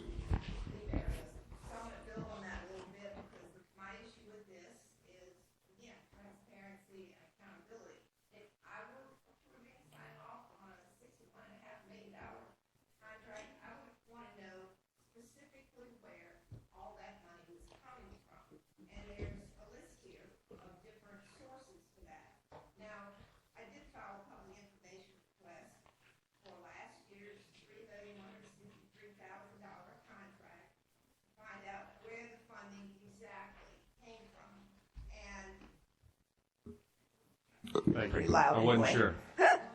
I got it from the department, and it broke it down into 4 sources, one of which was IDEA, $347,986. So the question was, how did they determine that amount to take from IDEA? So the department also said, quote, currently 11% of students in Louisiana have been identified as receiving special ed services under an IDEA disability classification.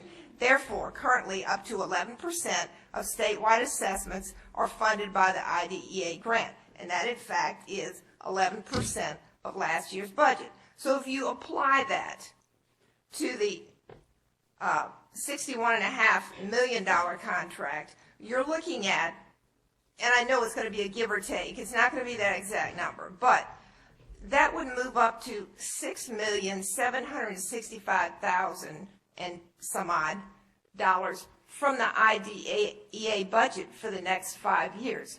So that's an awful lot of money if you apply that. So I would think that BESE would want to know, where are these funds? What percentages of this contract amount for 5 years is going to come from each one of these sources? Thank you. Thank you, Ms. Barrios. Ms. Shum, and could I have Dr. Keith Leger come down as well if you're our last speaker? Thank you very much. My concern is a little different. I'm concerned about us putting out a contract for 5 years when we're in the process of just vetting the ESSA framework.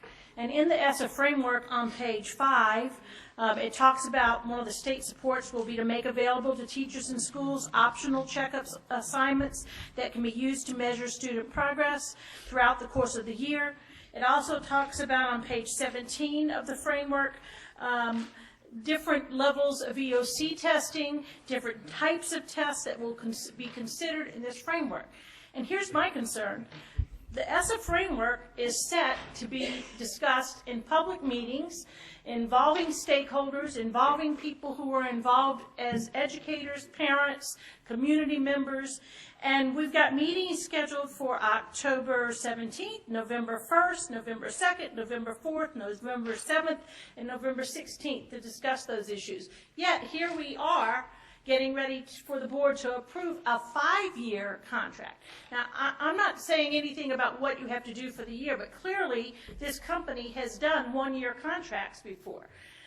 Since ESSA is going to change some of the key ingredients in testing, to me it would seem that we would spend that time listening to the stakeholders, finding out what information they have, and then making a more long-term decision once that has happened. This is why it appears to the public sometimes that we are not really listening at these input hearings because the deed's already done.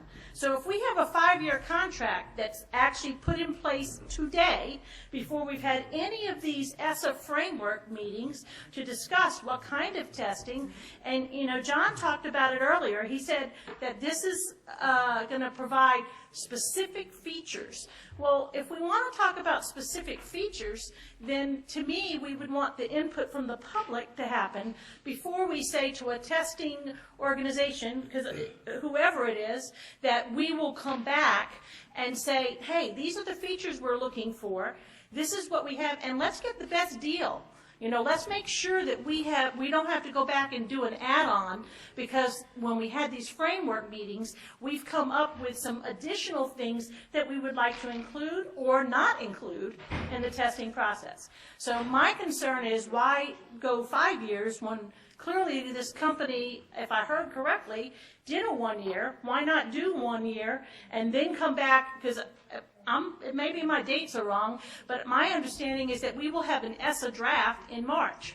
So why not at that point then move to a longer term contract after we've had these meetings that discuss the whole testing process, what types of tests we're going to use, what process we're going to use, rather than, you know, as Mr. Sanji said, have the testing dictate what the policy is going to be. Let's make the policy clear. Thank you. Thank you very much. Dr. Lejeune. Thanks. I think I'm in a dangerous position here. I think I'm separating you and supper.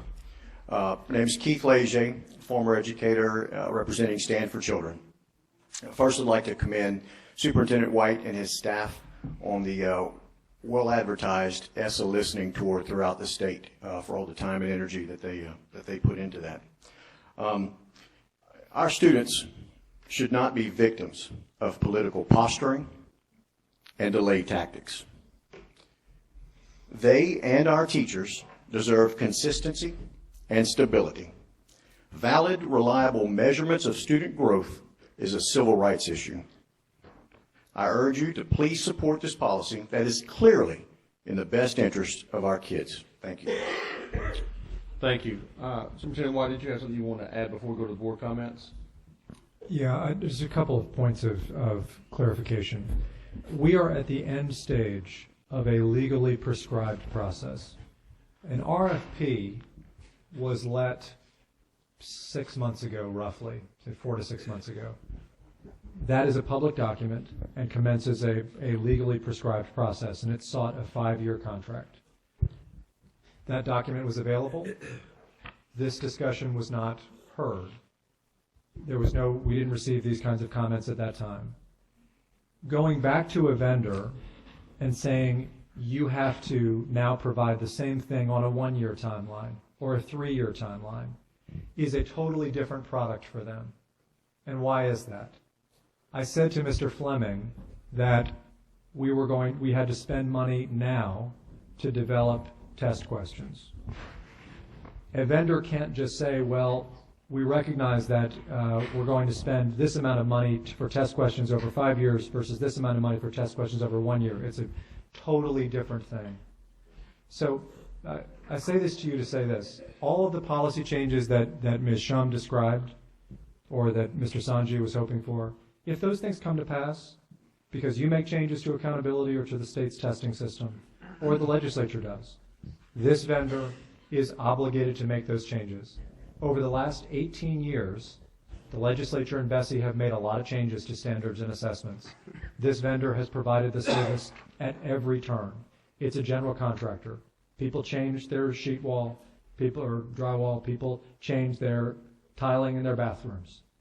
This general contractor has to find a way to make those accommodations if you make policy changes. But we can't just go back to the vendor and say, hey, now 6 months into the procurement process, you need to do something totally different. Unfortunately, the law does not create a process that works like that.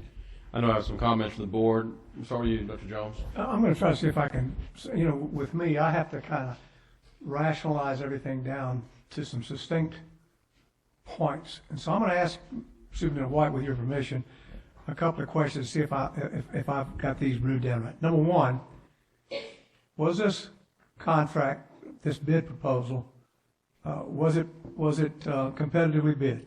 Yes. Number two, was the award or the recommendation for the award based on the evaluation of not only price but also services, the ability to provide service? Yes. Number three, if all the discussion comes about that we've had today about changes of standards and what ESSA is going to do to us and all that stuff, if all that stuff happens, is that company still responsible to react to what we task it with doing during the period of the contract? Yes, because the law says that not the vendor shall, but you shall. You shall do this with standards, you shall do this with assessments, and they work for you. Okay. And number 4, and finally, does not this contract and most other state contracts I know come under the provision that it can be canceled with 60 days notice? That's correct. Okay. So when I hear all the discussion about delay and the things that go with it, I don't see what the practical application is. If it turns out that we need to do that, then we could in fact end it with 60 days notice and turn around and rebid a totally different one if we wanted to. Yes, sir. All right, thank you. Do you have any other comments from the board? I have a Mr. question, Barber. Mr. Davis, for Superintendent White. Guess we'll go to your question then. The description down here, the bottom contractor will provide, the last thing is psychometric services related to these activities. Explain that to me. That's just, it's not like biometric or anything like that. It's the service to measure, you know where I'm going, Ms. O'Shea. It's like, I design a test question, I try it out with 100 kids based on that, based on how those students perform. Is it too hard? Is it too easy? Do we need to throw it out or can we keep it? That's a psychometrician. You know where I was going with that, right? I know quite well. Thank you, Ms. Everson. Mr. Garber, you had a question? Yes, I have a few questions. The first one has to do with the statement that we have too much testing going on. I was wondering if Superintendent could tell me how much time would these students that this is covering, what percentage of the year will they spend under this test? Is it 10% of the school year, 20% of the school year? What percentage? Well, we have committed that the state test, the LEAP test, will not take more than 2% of instructional minutes during the year. Less than 2%? Yes. I find it hard to describe that as too much time being spent on testing, but that's my opinion. $60 million. The amount of money that we're spending on this, $60 million roughly over 5 years, it's roughly $12 million a year. How much money do we spend in the state a year on public education? Roughly $7 or $8 billion? That's right. Okay, my math says that means we're going to be spending roughly 0.2% to see if the $7 or $8 billion is being spent well, if we're getting a good result from our spending. 0.2%. For those who are saying we're spending too much on testing, I think that would help put it in perspective. Someone else said that, made the accusation that we would be disingenuous if we were to support this contract and at the same time go through a public hearing process on our ESA proposal. I guess insinuating that we would not be sincerely listening to the public input. So let me ask you again, and this may be repetitive, but if someone makes a comment at a public hearing, and I take that comment, I think it's a good idea, it suggests that we change our testing policy, and I bring that change to the board, and we decide to change our testing policy based on that public comment, will we be able to change our testing policy under this contract and have the vendor provide a test that will suit that new policy? Yes, and I say that because that's what has happened many times over the course of this vendor's time in I would Louisiana. like to say, in my opinion, that insult, accusation that we would be disingenuous in doing that is a hollow insult. And that concludes my comments. Ms. Lewis. Michael, does this include the new science test after we review and approve the science standards? No. Is this a comprehensive of all testing or just? This is just math, English, just ELE, English and ELC? math. Just English and math, yes. So we'll have to go back and? No, that's a good example. We already have a vendor who has a long-term contract in science and social studies. And this is, something that I think is important to raise. These issues, they were never raised when it came to science and social studies. And when the science standards are ultimately passed, that vendor will have to go back and make all of those adjustments because you're telling them to. But for some reason, these issues never get raised when it comes to science and social studies, or early childhood, or ACT, or work keys. They get raised when it comes to the LEAP, ELA, and math. I have my sense of why that may be. I know it's been a contentious thing, but the same in science social studies, they will just make the adjustment just as they would if these standards changed. Ms. One Edmondson? more thing, and this is going to be it. I just want to reiterate, I think everyone on this board wants to have conversation. I think the public wants to have conversation about the amount of time we spend on tests and how we test. So I just want to go on the record. I think we are a board that really is interested in having conversation about that. Yeah. Ms. Boucher? Yeah, I was gonna ask some of what Ms. Lewis asked. This contract covers just ELA and math, 3 to 8, and then EOC 9 and 10 for ELA and math? Yes. And so we're also spending, could you just give me a ballpark figure on what we're spending on science, social studies, ACT, work keys, and all We spend about those 30 other million, assessments? about 30 million statewide on assessment annually. That covers all grade levels, pre-K, so TS Gold, all the way through AP, CLEP, ACT. So about 30 million covering everything that we assess. About 30 million covering Per every year. single thing that we assess at the state level. yeah. Okay, just a very small question to show my ignorance. What is Title VI? I don't know if I'm having a brain freeze or whatever, but what is Title VI? For assessment, right? Yeah.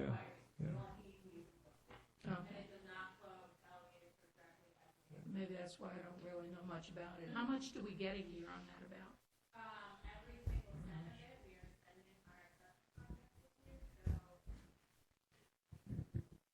Whenever you get a chance. I mean, it's not, I don't need to know right. Excuse me? Okay, thank you. John, when you said that we can cease this at any time, if this is a 5-year contract, is this sort of like a yearly contract with renewal options, or is it a 5-year contract with termination clauses? How is it structured? You have a provision that you may direct us, the department, to cancel it, and we can do that on a 30-day horizon. There is the possibility of 2 annual extensions built into the contract. Beyond 5 years? You're talking about? Beyond 5 years, but those would need to be approved. In other words, this contract only goes for 5 years. You would have to approve the extensions after that point. So it's options beyond 5, but if we wanted to terminate, it's a 30-day termination Correct. notice. Correct.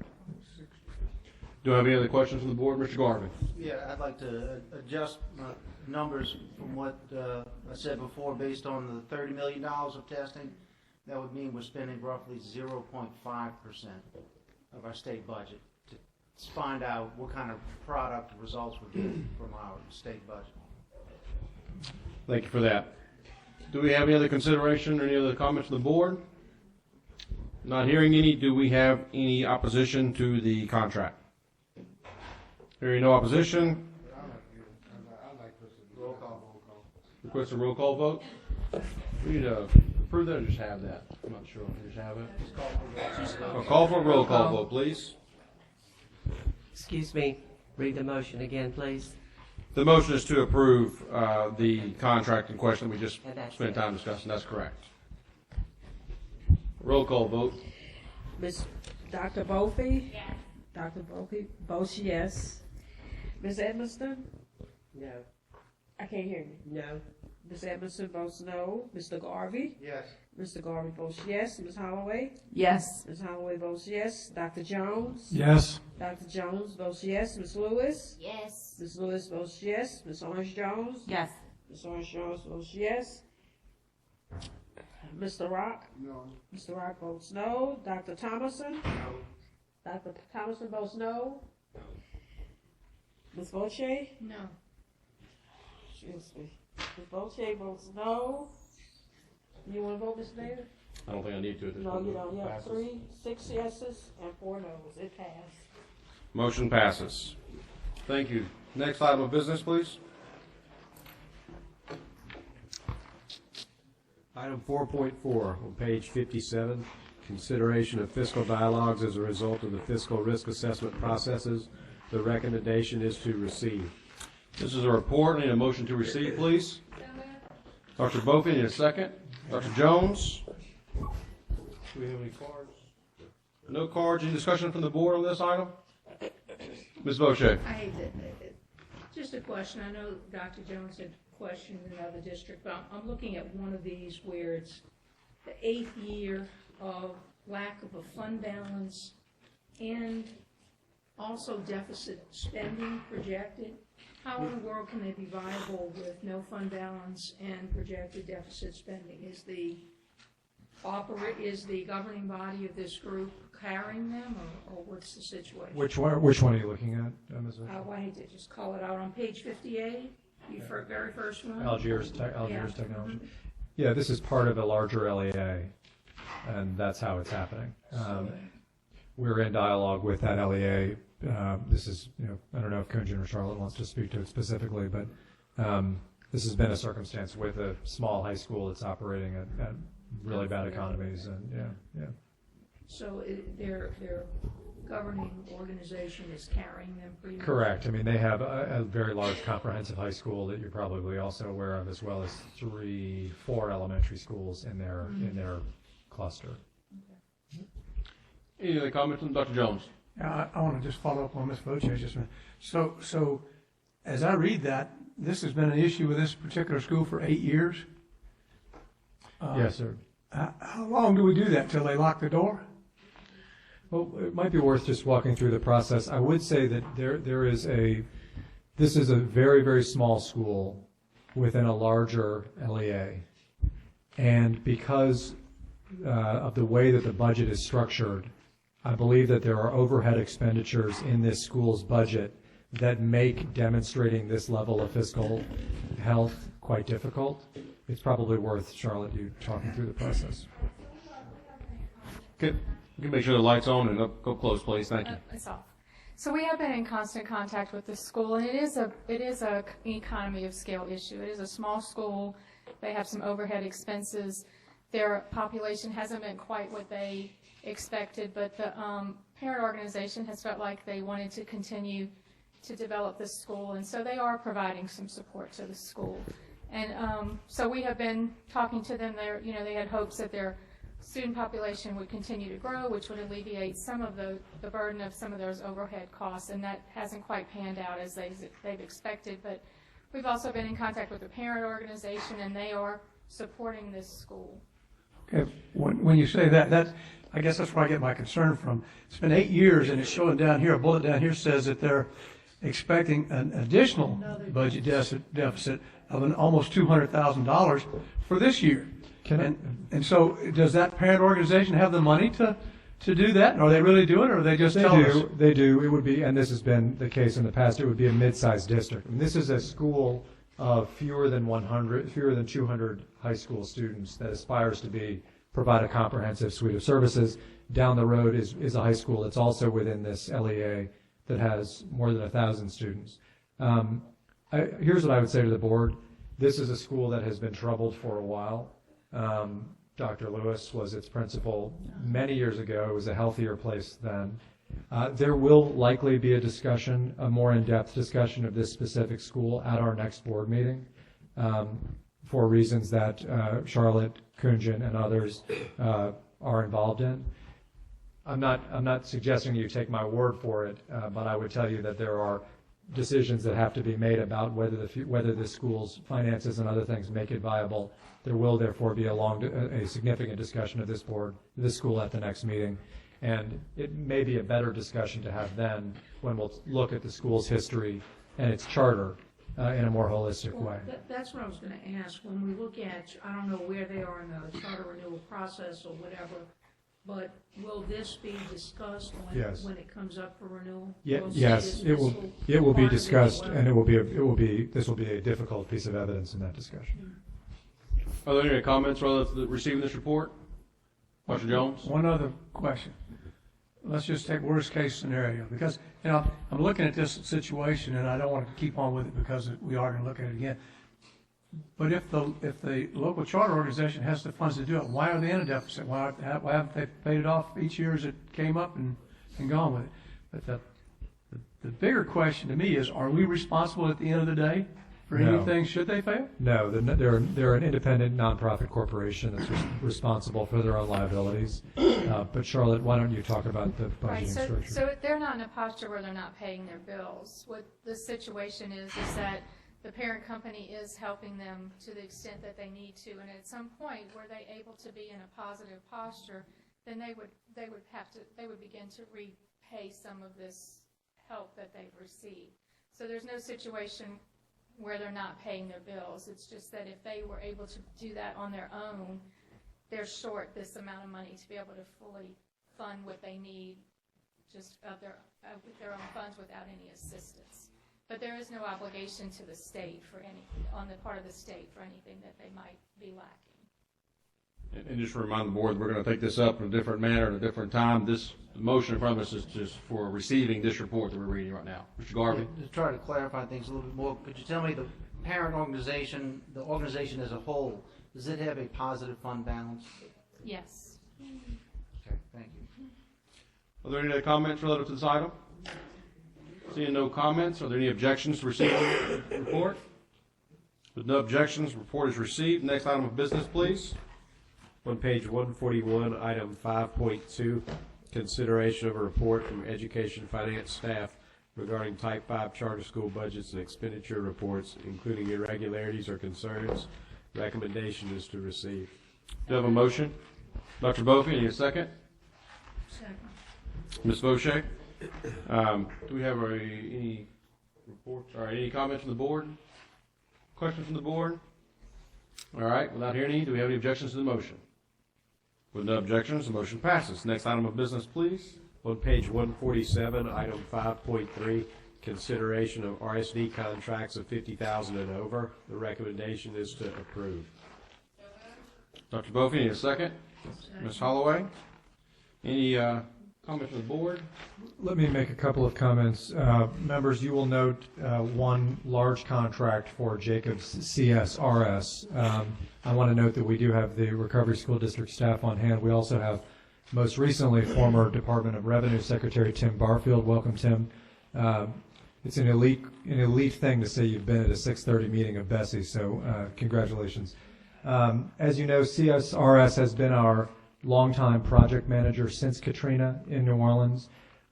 It looks to our team like the recovery project of FEMA-funded and CDBG-funded school recovery in Orleans Parish will continue on for several years as those buildings get finished. FEMA is continuing to settle with us and to essentially provide additional funding for the city, which gives us increased opportunity. The state is the grantee. So while schools are going back to Orleans Parish, the state will continue to be the oversight agency for, the State Department will, for this project, and there is project management needed. Thus, we are seeking a continuation for 3 years of the relationship with CSRS for Facilities Master Plan project management. The others are more specific to individual projects, which is something you've seen on the agenda in the past. Are there any other comments from the board relative to this item? With no comments, no questions, we have any objections to the motion? Hearing no objection, the motion passes. Next item of business, please. On page 166, item 6.1, consideration of 8G funding cycle activities, building the 8G program and budget for fiscal year 2017-2018. The recommendation is to approve. So moved. Moved by Ms. Fauché, second by Dr. Bophy. Any discussion from the board? Hearing no discussion from the board, do I have any objections to the motion? With no objections, motion passes. Next item of business, please. On page 168, item 6.2, consideration of 8G funding cycle activities, approval of 8G statewide programs for fiscal year 2016-2017. The recommendation is to approve. There was a handout distributed before the meeting on this item. A correction was made to the backup documentation on October 10th, and your handout replaces page 171 to reflect that correction. Do I have a motion to approve? Motion by Dr. Bophy. Any a second? Dr. Jones. Any discussion from the board? Hearing no discussion, are there any objections to the motion? Hearing no objections, the motion carries. Next item of business, please. That concludes your agenda. Thank you all.